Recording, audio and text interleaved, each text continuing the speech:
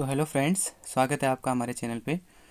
और आज हम स्टार्ट करने जा रहे हैं एक और नया चैप्टर जो है संख्या पद्धति यानी कि number system. Number system start करने से पहले हम इसकी कुछ थ्योरी सेक्शन के बारे में थोड़ा डिस्कस कर लेंगे, क्योंकि नंबर सिस्टम से थ्योरी बेस्ड क्वेश्चन ज़्यादा पूछे जाते हैं। अगर हम बात करें एसएससी जीडी का पेपर हो, या रेलवेज़ के एग्ज़ाम हो, या आर्मी का भी कोई पेपर हो, तो छोटे छोटे क्वेश्चन इससे पूछ लिए जाते हैं। तो आइए सबसे पहले हम नंबर सिस्टम के बारे में थोड़ा सा इंट्रोडक्शन जान लेंगे। उसके बाद फिर हम आगे कंटिन्यू करेंगे, क्वेश्चन भी इसके कंटिन्यू करेंगे। एक दो लेक्चर में भी इसके अभी थ्योरी वाले रहेंगे, उसके बाद हम क्वेश्चन पे डिस्कस करेंगे। तो आइए स्टार्ट करते हैं। तो सबसे पहला है हमारा प्राकृतिक संख्या। जैसा कि आप जानते हैं, जो भी संख्या हम गिनने के लिए यूज़ करते हैं, ठीक है, वस्तुओं को गिनने के लिए जिन संख्याओं का प्रयोग किया जाता है उन्हें गणन संख्याएं या प्राकृतिक संख्याएं यानी कि काउंटिंग नंबर्स। जैसे हम काउंटिंग स्टार्ट कहाँ से करते हैं, वन से स्टार्ट करते हैं, 1 2 3 4 डॉट डॉट डॉट कहाँ तक, अनंत तक, इन्फिनिटी तक, जहाँ तक भी हम गिन सकते हैं नंबर को, वो हमारी क्या होती है, प्राकृतिक संख्याएं। ठीक है, अगला है पूर्ण संख्याएं। अब अगर मैं प्राकृतिक संख्याओं को ही अगर इसमें जीरो ऐड कर दूं, अगर जीरो से स्टार्ट कर दूं, जीरो से कहना स्टार्ट कर दूं प्राकृतिक संख्या को, 0 1 2 3 4 5 अनंत तक, तो ये हमारी बन जाती है पूर्ण संख्याएं। यानी कि प्राकृतिक संख्याओं में शून्य को मिलाने पर जो संख्याएं प्राप्त होती हैं उन्हें पूर्ण संख्याएं कहती हैं। देखो, इससे हमारे क्वेश्चन ये आता है कि कुछ फैक्ट रिलेटेड क्वेश्चन आते हैं, जैसे सभी प्राकृतिक संख्याएं पूर्ण संख्याएं हैं या नहीं हैं, सभी पूर्ण संख्याएं क्या प्राकृतिक संख्याएं हैं। इस टाइप के क्वेश्चन रेज कर लिए जाते हैं जो अक्सर कन्फ्यूजिंग होते हैं, और कभी ट्रू फॉल्स के रूप में पूछ लिए जाते हैं, तो कभी अदर फॉर्म में पूछ लिए जाते हैं। तो इस टाइप के जो हमारे कॉन्सेप्ट हैं उनको हम अगली वीडियो में कंटिन्यू करेंगे। अभी बस हम बेसिक डेफिनेशन की बात कर रहे हैं, बस इनकी परिभाषा हम देखेंगे। आप में से बहुत लोग इनके बारे में पहले से जानते होंगे, प्राकृतिक संख्याएं क्या हैं, पूर्ण संख्याएं क्या हैं, पूर्णांक संख्या क्या हैं, क्योंकि हम ये 6th क्लास से पढ़ के आ चुके हैं। 6 7 8 9 हर क्लास में हम ये पढ़ते हैं। तो आप में से बहुत लोग इससे पहले से अवगत होंगे, लेकिन फिर भी आप लोग एक रिवीजन के तौर पर इसे देखिए, आपका रिवाइज हो जाएगा। और जो बच्चे नहीं जानते इनके बारे में तो वो इससे सीख सकते हैं। ठीक है, आगे हम कंटिन्यू करेंगे। अगला है पूर्णांक संख्याएं। अब पूर्णांक संख्याएं क्या हैं? पूर्णांक संख्या उनको कहा जाता है जिन्हें हम संख्या रेखा पर लिख सकते हैं। देखो, अगर मैं बात करूं, संख्या रेखा की बात करूं, एक संख्या रेखा अगर बनाऊं, तो हम जानते हैं संख्या रेखा में बीच में क्या होता है, जीरो होता है, और इस साइड हमारे सारे पॉजिटिव नंबर होते हैं, +1 +2 +3 और इन्फिनिटी तक। और इधर हमारे क्या होते हैं, निगेटिव नंबर होते हैं, -1 -2 -3, ऐसे हम कंटिन्यू कर सकते हैं इन्फिनिटी तक। तो जितने भी नंबर्स को हम नंबर लाइन यानी कि संख्या रेखा पर ड्रॉ कर सकते हैं, वो हमारे कहते हैं, उनको कहते हैं पूर्णांक संख्याएं। यानी कि धनात्मक और ऋणात्मक संख्याएं, ये धनात्मक संख्याएं, ये ऋणात्मक संख्याएं, उनके साथ अगर हम जीरो को इंक्लूड कर दें तो हमारी बन जाती है पूर्णांक संख्याएं। प्राकृतिक संख्याओं में शून्य एवं ऋणात्मक संख्याओं को मिलाने पर जो संख्या प्राप्त होती है उन्हें पूर्णांक कहते हैं। ठीक है, आई होप ये क्लियर होगा आपको। आगे बढ़ते हैं।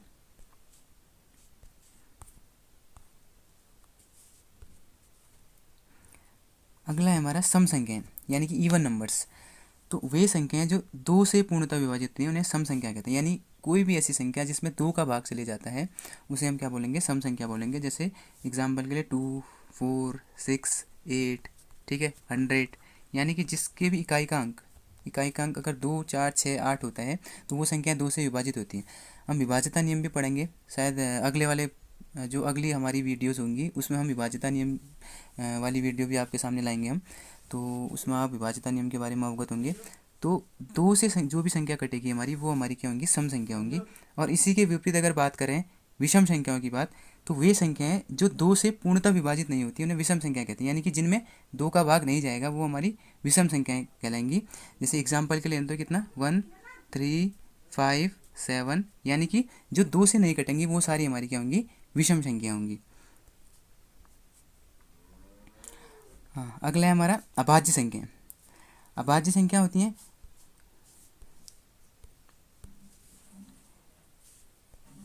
वे संख्याएं जो स्वयं और एक के अलावा अन्य किसी संख्या से विभक्त नहीं होती, उन्हें अभाज्य संख्याएं कहते हैं। जैसे मैं एग्जांपल लूँ, एक नंबर है हमारा 3।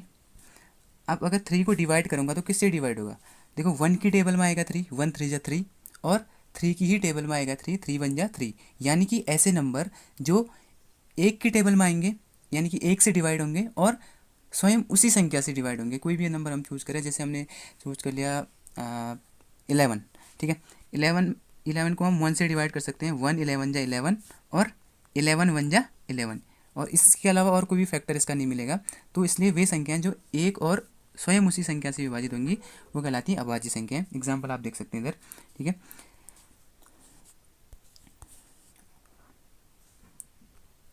आगे हमारा इससे रिलेटेड है एक भाज्य संख्या।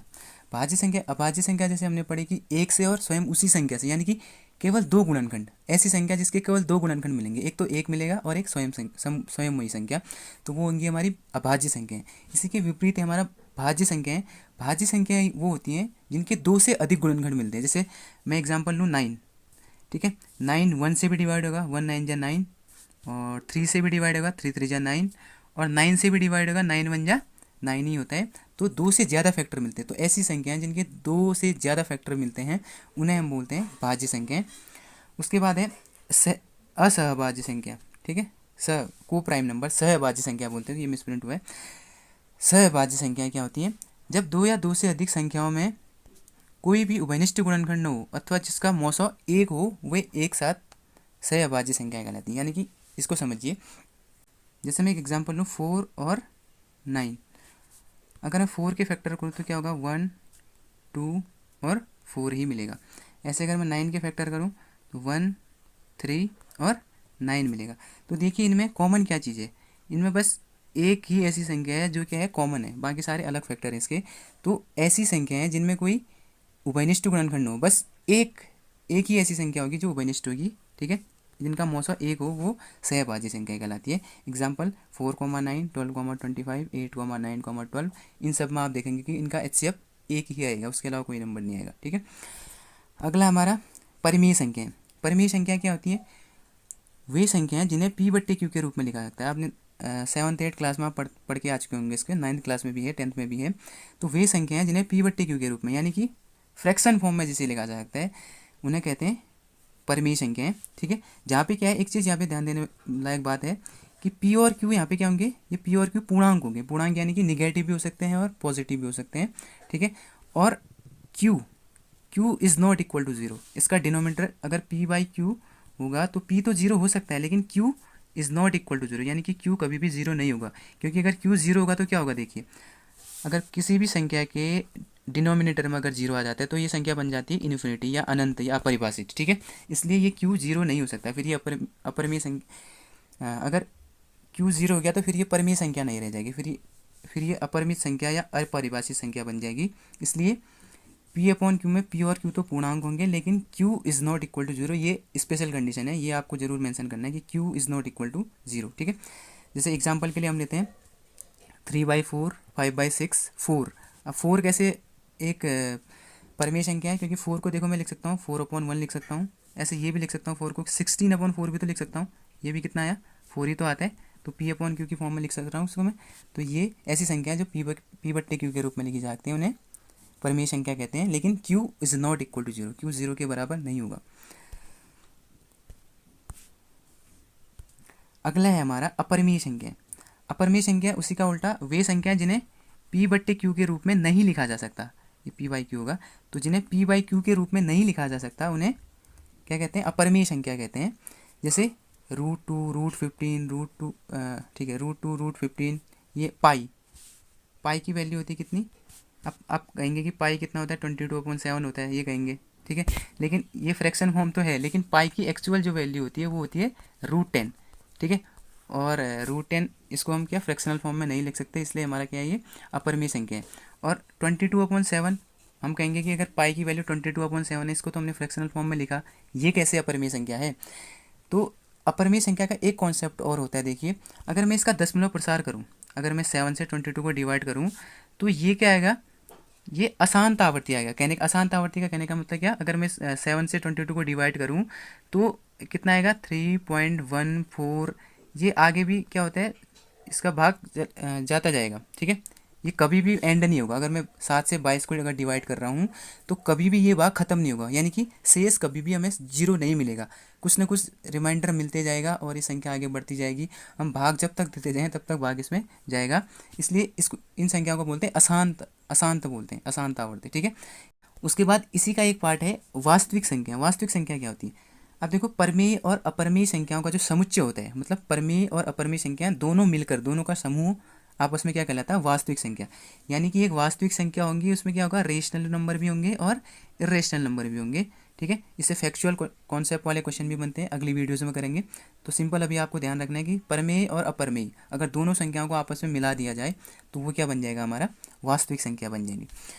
और उसके बाद एक कॉन्सेप्ट है हमारा काल्पनिक संख्याओं का। काल्पनिक संख्या आप 11वीं क्लास में पढ़ते हैं, जब सम्मिश्र संख्या कॉम्प्लेक्स नंबर की हम बात करते हैं तो तब पढ़ते हैं।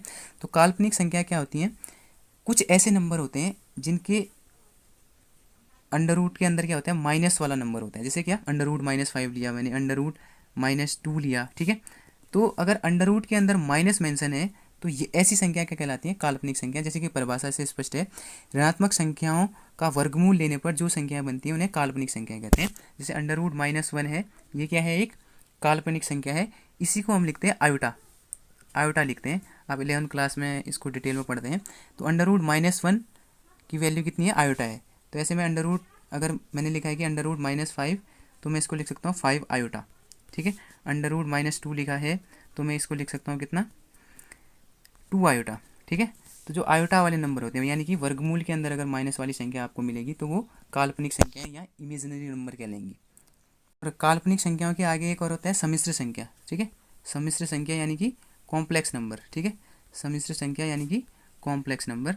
कॉम्प्लेक्स नंबर क्या होते हैं, जिनमें एक पार्ट तो रियल होता है, एक रियल पार्ट होगा और एक क्या होगा, इमेजिनरी पार्ट होगा। ठीक है, मतलब रियल और इमेजिनरी पार्ट जिसमें होगा वो हमारी क्या कहलाएंगी, कॉम्प्लेक्स नंबर यानी कि सम्मिश्र संख्या। और सम्मिश्र संख्या को हम क्या लिखते हैं, a + आयोटा b की फॉर्म में लिखते हैं। ठीक है, ये हमारा कॉम्प्लेक्स नंबर यानी कि सम्मिश्र संख्या को ऐसे दर्शाते हैं हम, जहाँ पे a क्या है, कोई रियल नंबर है। ठीक है, और ये b भी क्या है, कोई पूर्णांक हो सकता है, लेकिन इसके साथ अगर आयोटा है तो ये क्या हो गया, पूरा क्या बन गया, इमेजिनरी यानी कि काल्पनिक संख्या। ये काल्पनिक भाग है और ये रियल भाग है, दोनों मिलके हमारी क्या बनाते हैं, सम्मिश्र संख्या बनाते हैं। आई होप कि आपको क्लियर हुआ होगा। आगे की वीडियोज़ में हम इसी को कंटिन्यू करेंगे और इन संख्याओं से जो कॉन्सेप्चुअल वाले क्वेश्चन हैं हमारे वो करेंगे। तो बने रहिए हमारे साथ। और एग्ज़ाम के पॉइंट ऑफ व्यू से अगर इंपॉर्टेंट क्वेश्चन आपको चाहिए तो आपको अगली वीडियो देखनी पड़ेगी। आप हमारे साथ बने रहिए। बहुत बहुत धन्यवाद।